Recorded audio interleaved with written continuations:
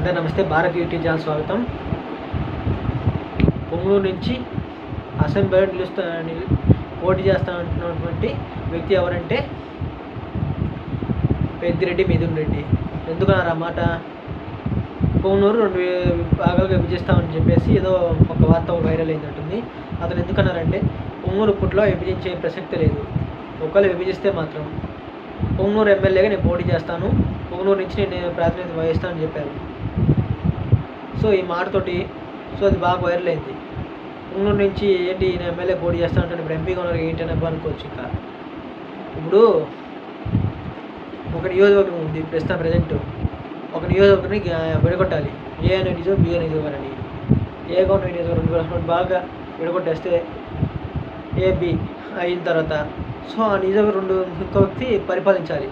అప్పుడు ఏం చేయాలి, ఇవన్నీ పైనుంచి అన్నమాట జియో పాస్ చేసి ఇవన్నీ అతను అసెంబ్లీలో రద్దు చేస్తే దానివల్ల ఏమవుతుందంటే పొంగనూరు నుంచి ఇంకో వ్యక్తి నిలబడాల్సి వస్తుంది.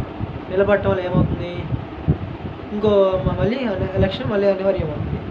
దానివల్ల ఎవరో ఒకరు నిలబడాలంటే ఎవరు నిలబడతారు? పెద్దిరెడ్డి మిథున్ రెడ్డిగా నిలబడతాను, నేనే పోటీ చేసి నేనే గెలుస్తాను అంటున్నారు.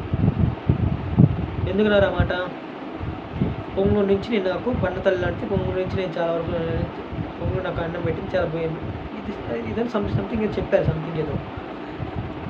సో ఆయన పొంగనూరు నుంచి పోటీ చేసి గెలుస్తుంటే మేబీ గెలవచ్చు బలంగా ఉంది కదా స్ట్రక్చర్. దాంతోపాటు కాకపోతే ఇప్పుడు ఏంటంటే పెద్దిరెడ్డి గారిని మిథున్ రెడ్డి గారి గతంలో చూసాము, దాడులు చేయటం, టీడీపీ కార్యకర్తలు అతను అనుభవించిన టార్చర్ లాంటిది, ఆ ఊరికి వెళ్ళలేకపోవటం అలాంటివి జరిగాయి. సో అలాంటి పరిస్థితి ఉండటం వల్ల, అధికార పార్టీ ఉండటం వల్ల మేబీ అతను ఏంటి అనే దానిపైన ఉండొచ్చు. సో పొంగనూరు నుంచి అతను గెలువడం అనే దానికంటే కూడా సో ఇది టాపిక్ గురించి ఎక్కువ మాట్లాడుకోవడం మంచిదనేది నా అభిప్రాయం. సో ప్రతి ఒక్క మా ఛానల్ సబ్స్క్రైబ్ చేయండి. Please like, share, subscribe.